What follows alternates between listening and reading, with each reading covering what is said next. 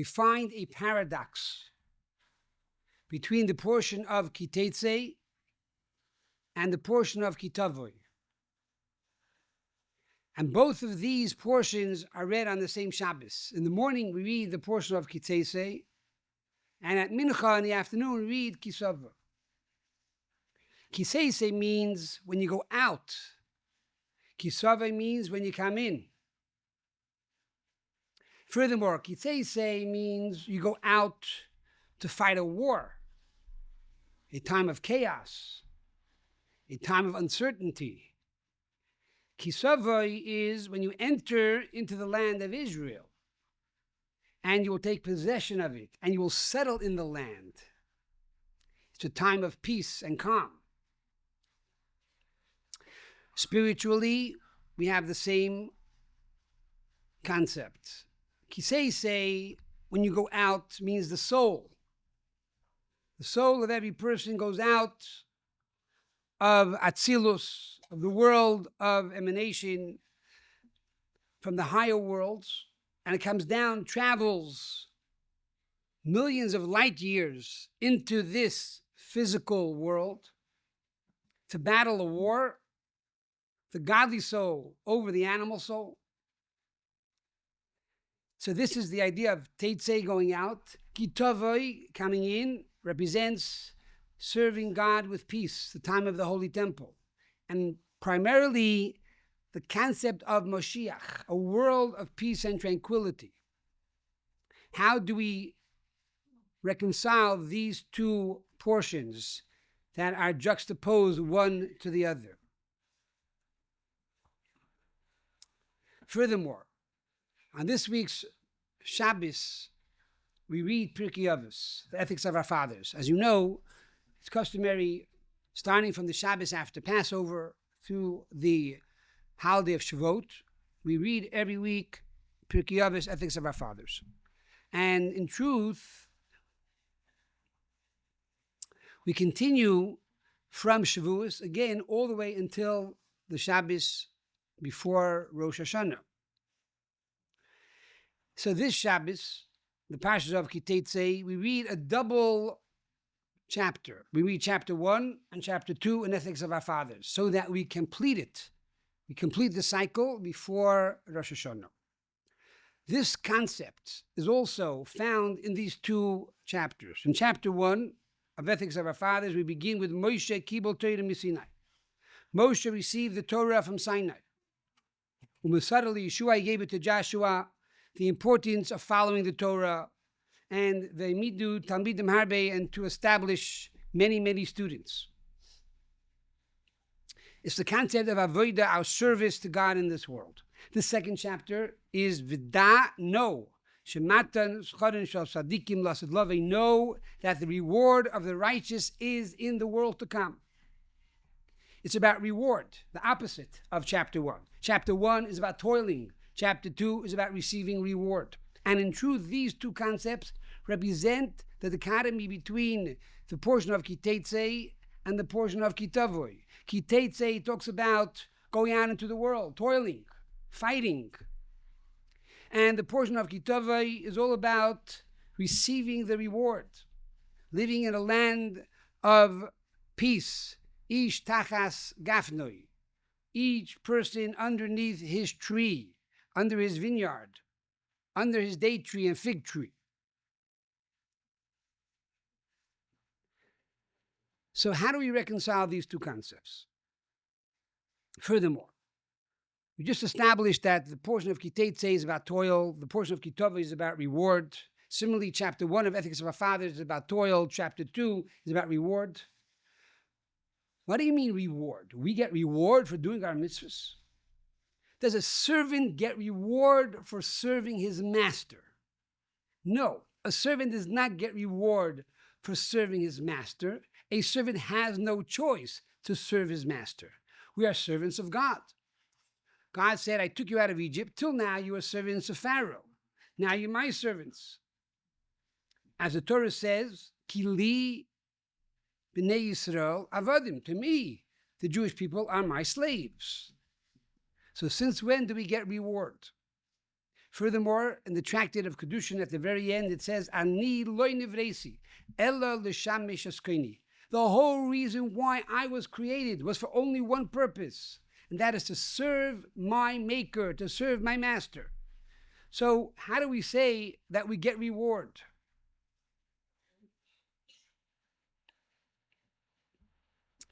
So the answer, my dear friends, is found in one beautiful line in the Medrash. And this is a paradigm shift. This is a powerful line which is discussed in the writings of the Rebbe many times. And that is, before God created the world, God sat down, figuratively, so to speak, with the souls of the tzaddikim. And he said to them, what are we going to do? He took counsel with them. He asked them for their advice. Should we create the world or not? And if we should create the world, how should we work it out? How should we develop it? What should be the blueprint of creation? And God took counsel, says the Medrash, with the souls of the righteous, which means Am Yisrael, the Jewish people. In other words, in truth, the soul of every Jew and the souls of humankind precede creation and is higher than creation. And if that is the case, we are not slaves of God, we are partners with God in creation. If that is the case, why then do we talk about being God's servants and slaves? It's really two viewpoints. When we talk about the essence of the soul, that is one with God, Israel and God are one. So then we are above creation. We are a partner with God in creation. The second viewpoint is that we are actually servants of God down here in this world when the soul enters into the body. And that is the difference between Teitzei and Kisava. This also answers another interesting point, and that is on the words Teitzei lamacham alevecha. When you will go out to war against your enemy, says Rashi, we are talking about a war of reshus. We are talking about a voluntary war. Practically speaking, there are two types of wars. There's a war of obligation and a war that is voluntary. To conquer the land of Israel, this is an obligatory war. God says, I gave you the land of Canaan, now go and conquer it. We have no choice. Furthermore, when we are in a war of defense, we are attacked by the nations, again, it's a war of mitzvah, a war of obligation. We have to defend the land of Israel. We have no choice. We must defend our wife and children. We must defend our family. We must defend the land of Israel. That is a war of mitzvah. But then there is a war of reshus. Reshus means it's a voluntary war. And that is if Israel wants to conquer additional land. So the Torah here is talking about when you go to war against your enemy in a war of reshus, voluntary war. Comes the question to mind. If we say that the parsha also spiritually means the descent of the soul, the journey of the soul from heaven down to earth, how do we call this a war of reshus, a war that is voluntary? We have no choice. God says you have to go down to the world. You have to go transform the physical world. You have to transform the physical world and make it holy. So how do we call this a war of reshus, a war that is voluntary? So the answer is that the word reshus has two interpretations. One means voluntary, but the other meaning of reshus means permission. And more than that, it means ownership. This is my domain. This is my reshus. This belongs to me. In other words, the Torah is telling us, you should know that when the soul comes down to this world and to fight the wars of God, to transform darkness into light, to transform chaos into peace, you should know this is in your mitt. You got it. You have control over it. You can do it because it's in your domain. Why? Because you have a soul that precedes creation. You have a soul that is one with God. And because of this, you got it. You can make it happen. Don't worry. When you go to war, you are upon your enemy. To begin with, you have the home advantage. You are going to win. You are going to be victorious. Why? Because really, you don't belong here in this world. You are an alien in this world. You have to leave your habitat. You are leaving your abode, which is one with God, to come down to this foreign world. But you got it because you are one with God. You have infinite powers. And this goes on to explain what is the meaning that the reward for the righteous is in the world to come. Is it in the world to come? On the other hand, we read in this week's parsha, the day you work, that is the day you are to get paid. So am I getting paid today or am I getting paid in the world to come? Furthermore, it says, if you are a worker in your friend's field and it's a time of harvest, you are allowed to eat from the grapes. You are allowed to eat from the grain.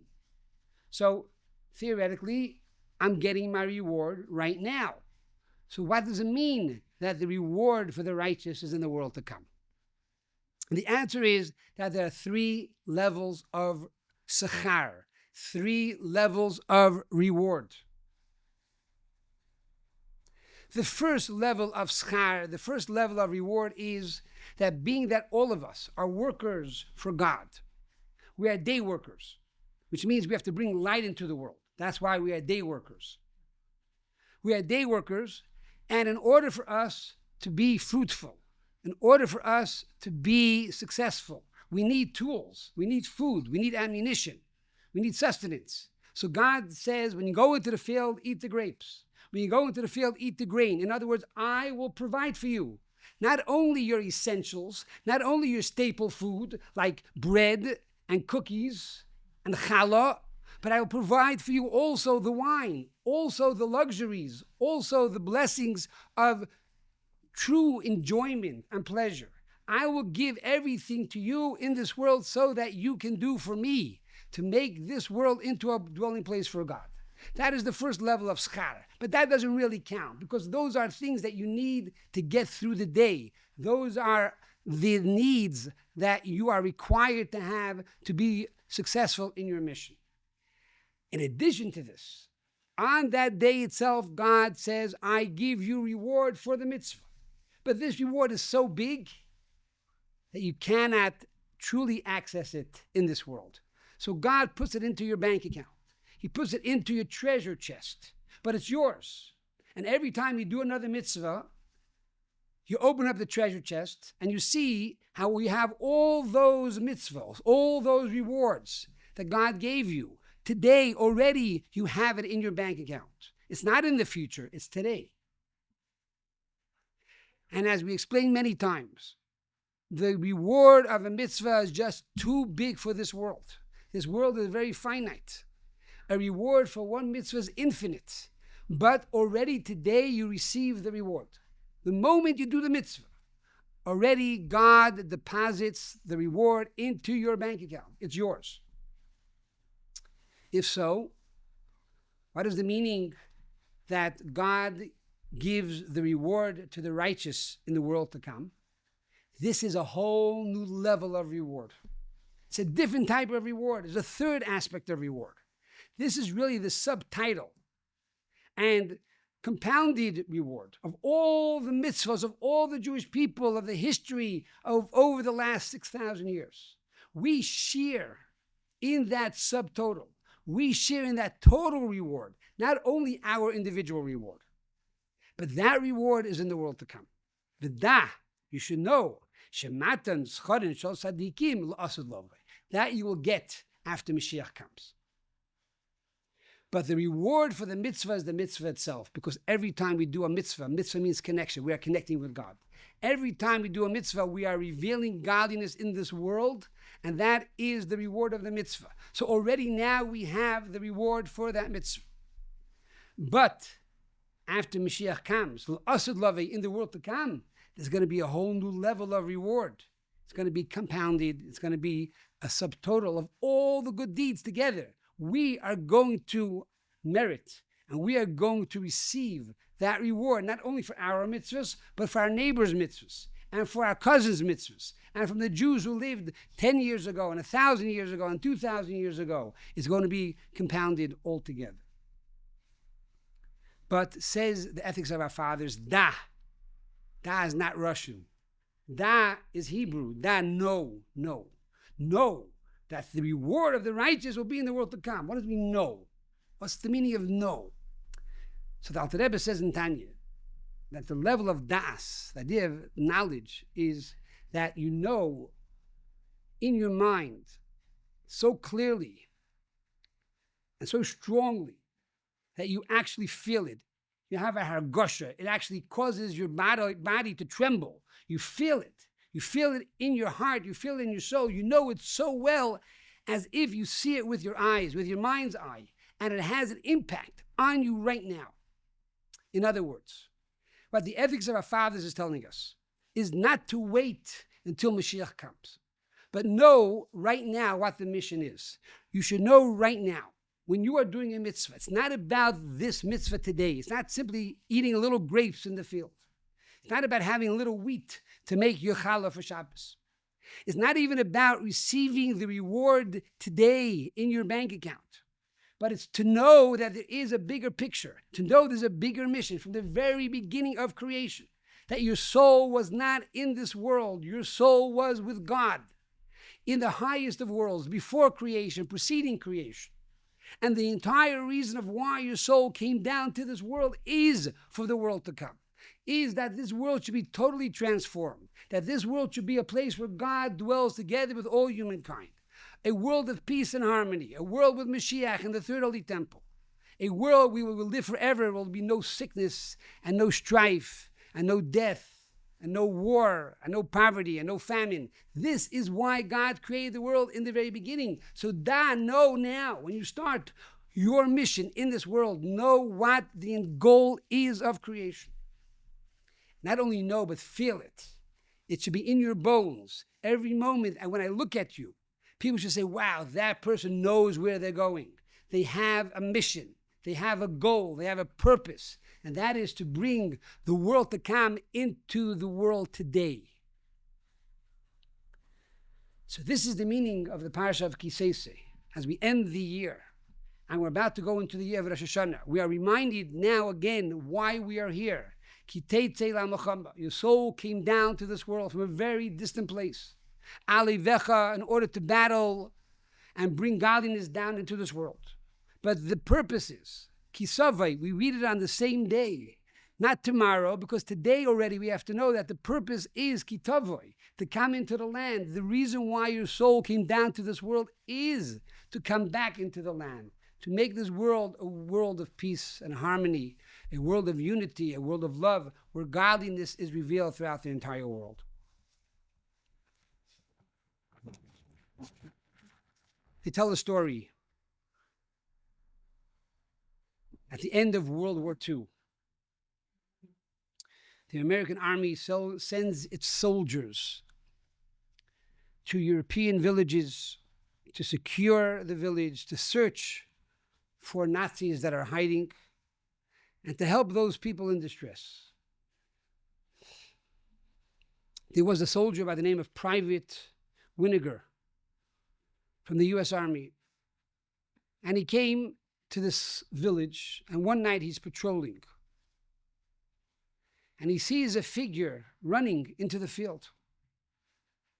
His job as a soldier was to secure the entire village, and so he calls out, "Halt, or I'll shoot." The figure does not stop, it continues to run and hides behind a tree. Private Winiger decides, you know what, let me see where this will take me. He waits for a while, and the figure moves out from the tree, thinking that nobody is watching, and begins to dig in the field. And after a few minutes of digging, the figure again begins to run. And so Private Winiger calls out again, "Halt, or I will shoot." However, the figure is still running. And so the private decides, instead of shooting, I'm going to tackle this guy. So he continues to run after the figure. He catches up and jumps on him. However, now that they are fighting with each other, in the midst of the scuffle, a menorah falls out of the hand of this young man. A menorah? You're Jewish. I'm also Jewish, says the private. However, this young man, whose name is David, is a bit ambivalent. He doesn't trust soldiers. He doesn't like men in uniforms. And you could well imagine, after seeing his father being shot by the Nazis before his very eyes, after working in a labor camp, he did not like any soldiers. But Private Winiger said, I'm Jewish too. You could trust me. And so over the next few weeks, a bond was created between David and Private Winiger. Winiger tells David, look, I'm going back to New York City. Come with me. I'll watch over you. I'll protect you. And so this young man, David, decided to go together with the private. Not knowing where his family was, his father being killed, he now travels to New York with his menorah. Now in New York, Private Winiger had a friend, a curator who worked for the Jewish Museum in Manhattan. And he said, you know, this is a very special menorah. It's over 200 years old. We'd like to look at it. The curator looked at the menorah and said, wow, this is a beautiful piece. I'll give you $50,000 for this menorah. Now, in the 1940s, $50,000 was a lot of money. Even today, it's a lot of money. But David said, no, I don't want to give it up. This is very special, sentimental. This goes back 200 years in my family. I'm not giving it up. Okay? So David takes the menorah back. And that year, Hanukkah, he puts the menorah in the window in Private Winiger's house. And he lights the menorah on Hanukkah. David goes upstairs to his room to study Torah. And Private Winiger is sitting next to the menorah, next to the window, looking at the candles burn. A few minutes later, a knock is on the door. He walks over to the door, and there's a woman standing there with a heavy German accent. Hello, I saw the menorah in the window. Yes, it's true, I'm Jewish. It's a very unusual menorah. Do you know where you got it from? She says, no, I don't know. Because when I was a child, I had a menorah that looked exactly like that. Really? Well, it belongs to my son David. I'll call him downstairs. And so the soldier, Private Winiger, calls David downstairs to explain to this lady the history of the menorah. And for the first time, he met his mother after the Holocaust. Mother and son were now reunited by the menorah on Hanukkah. My dear friends, each one of us is a menorah. Each one of us was sent down to the world to bring light into the world. And each time we do a mitzvah, each time we light the menorah, we are connected with our mother. We are connected with Almighty God in heaven, because that is why we are here. That is the meaning of a mitzvah, which means connection. And we hope and pray very soon to see the ultimate menorah, the third Beis HaMikdash, the menorah that will bring light to the entire world with the coming of Moshiach from Hera B'Yameinu. Amen.